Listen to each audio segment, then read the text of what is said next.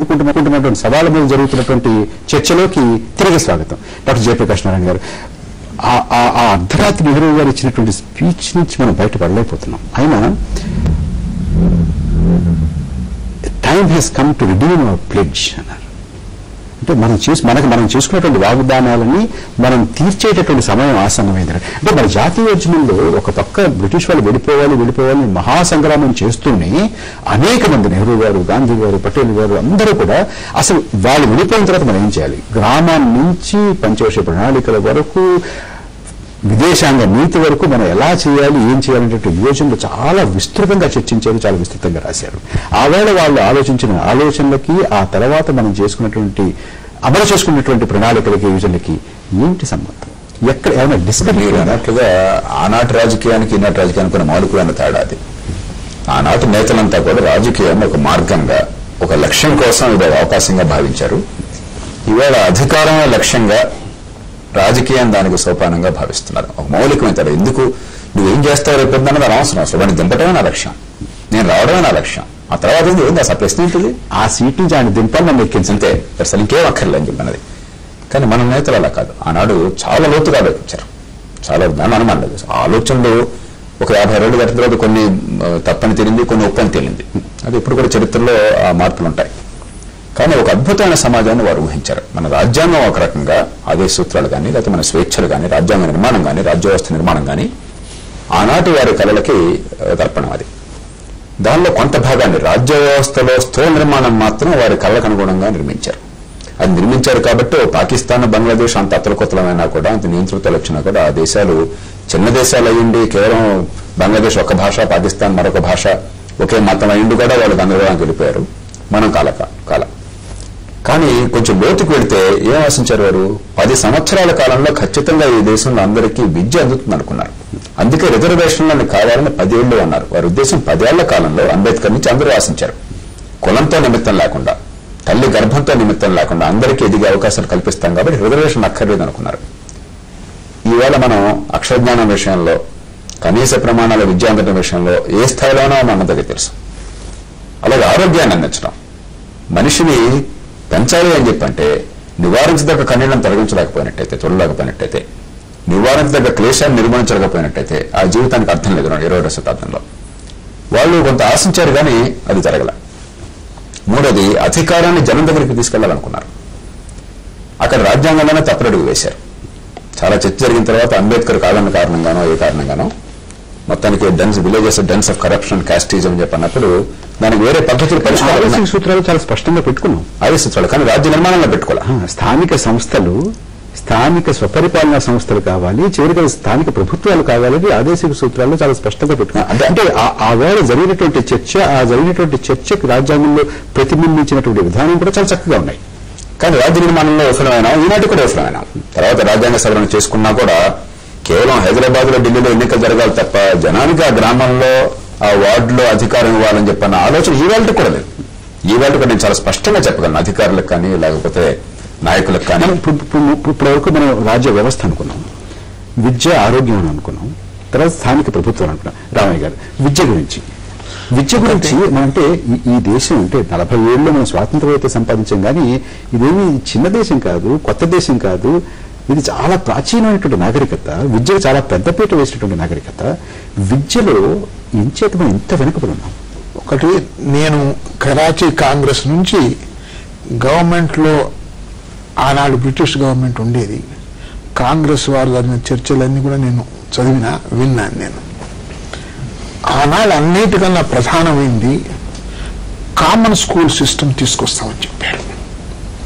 అందరికి కూడా primary education ఒకటే రకమైనటువంటి స్కూల్లో తీసుకొస్తామనేటువంటి భావన ఆనాడు కలిగించారు. అందరికీ గతంలో కంపల్సరీగా మేము ప్రైమరీ ఎడ్యుకేషన్ కల్పిస్తామని వచ్చారు. చివరకు కాన్స్టిట్యూషన్ తయారు చేస్తున్నప్పుడు ఏ మనుషులైతే మీకు ఎత్తునదో కంపల్సరీ ప్రైమరీ ఎడ్యుకేషన్ గురించి వాదించారో చివరకు కాంప్రమైజ్ కావాల్సి వచ్చింది. డైరెక్ట్ ప్రిన్సిపల్స్ వరకు అంటే హక్కుగా ఇస్తామన్నటువంటి యొక్క కాంగ్రెస్ చివరకు కాన్స్టిట్యూషన్ తయారు చేసేటప్పుడే, డ్రాఫ్ట్ కాన్స్టిట్యూషన్ తయారు చేసేటప్పుడే ఆనాడు మితవాద శక్తులు ప్రభుత్వం పైన యొక్క ఒత్తిడి తీసుకొచ్చి ఎవరెవరు తీసుకొచ్చారో అని చెప్పగలుగుతాను, పేరు తీసుకొప్పగలను. ఒత్తిడి తీసుకొచ్చి దాన్ని డైరెక్టివ్ ప్రిన్సిపల్స్లోనే పెట్టవలసిన అంత స్థితి తీసుకొచ్చారు. డైరెక్టివ్ ప్రిన్సిపల్స్లో పెట్టిన తర్వాత ఏమైనా మనం ముందు చేశామంటే అటై మీద పెట్టినట్టే. అక్కడే పెట్టడమే కాదు, ఈనాడు విద్యారంగంలో ప్రజలను 2 భాగాలు చేశాం.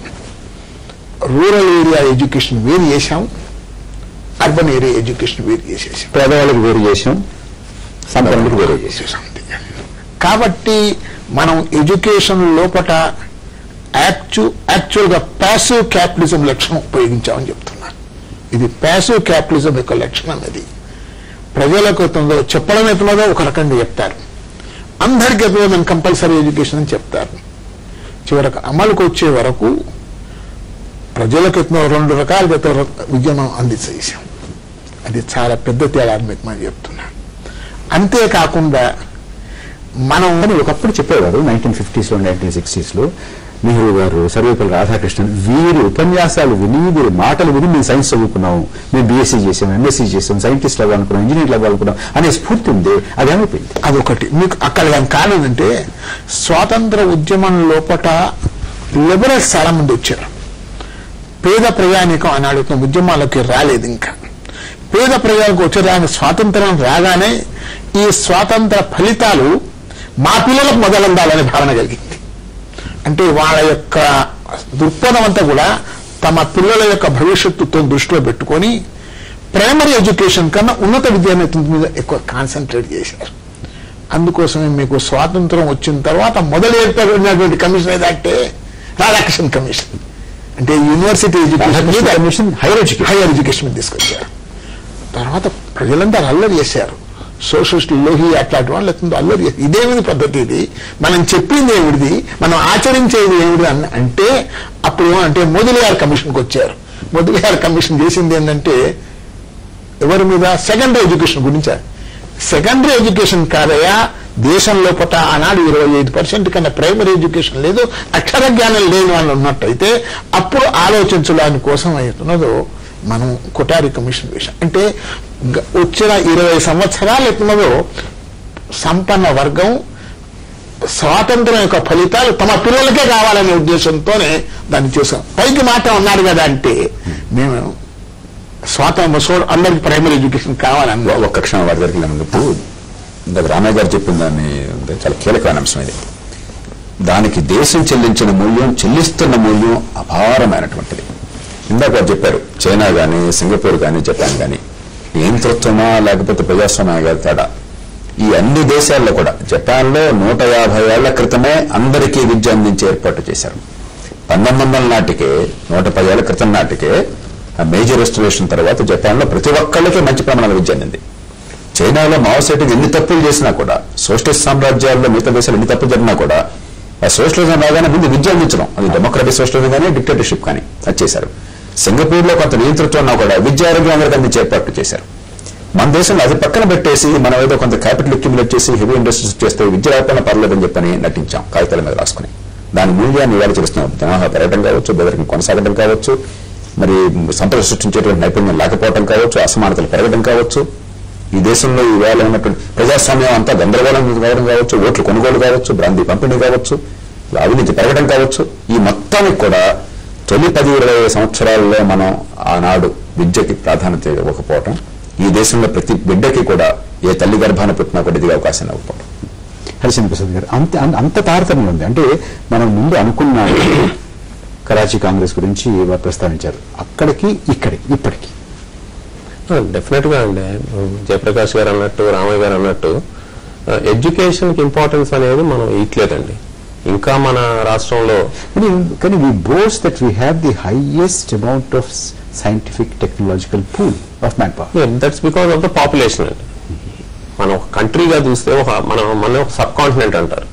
సో ఒక దేశం కాదు, ఇది ఒక సబ్ కాంటినెంట్. సో దీంట్లో ఉన్న 1 బిలియన్ పాపులేషన్ లో ఉంటారు డెఫినెట్ గా నెంబర్ ఆఫ్ సైంటిస్టులు వాళ్ళు ఎక్కువ ఉంటారు. బట్ వాళ్ళలో కూడా చూస్తే ఇప్పుడు మేము సిఐఏలో we have a slogan call India at 75. అంటే 2022కి అట్లీస్ట్ ఒక 15 మంది నోబెల్ ఆరేటర్స్ ఉండాలని. ఉన్నారా? మనకు లేదు. ఇంతమంది పాపులేషన్ ఉన్నారు, మనకు పూల్ ఉంది, కానీ we are not excelling in anything అండి. Actually we are not excelling in many things. So basic education ఉంటే గానీ అసలు అవేర్నెస్ రాదు, ఆ మెచ్యూరిటీ రాదు సొసైటీకి. వీఆర్ నాట్ యాక్చువల్లీ మన సొసైటీని తీసుకుంటే ఇప్పుడు we are not at matured society, because we get carried away, caste మీద వీ గెట్ క్యారీడ్ అవే. ఒక లీడర్ వచ్చి క్యాస్ట్ మీద మాట్లాడతాడు, లేకపోతే రిలీజన్ మీద మాట్లాడతాడు. మనం చూస్తున్నాం ఇప్పుడు యూపీలో ప్రాంతాల గురించి మాట్లాడతారు. So we get carried away because even ఆ ఉన్న 30% educated 40% educated also getting carried away by the majority. Harish Prasad గారు, మిగతా అంటే ముఖ్యంగా ఆర్థిక విధానాల గురించి, ఆర్థికంగా మనం ఏం చేసాము, ఎంత ప్రగతి సాధించాము, ఎన్ని సవాళ్లు ఎదుర్కొన్నాము, మన ముందున్నటువంటి అవకాశాన్ని పూర్తిగా ఎంతవరకు వినియోగించుకోగలిగాము అనేటువంటి విషయాన్ని కూడా మనం స్పృశించాలి. ఆ స్పృశించే ముందు ఒక చిన్న విరామం తీసుకుందాం.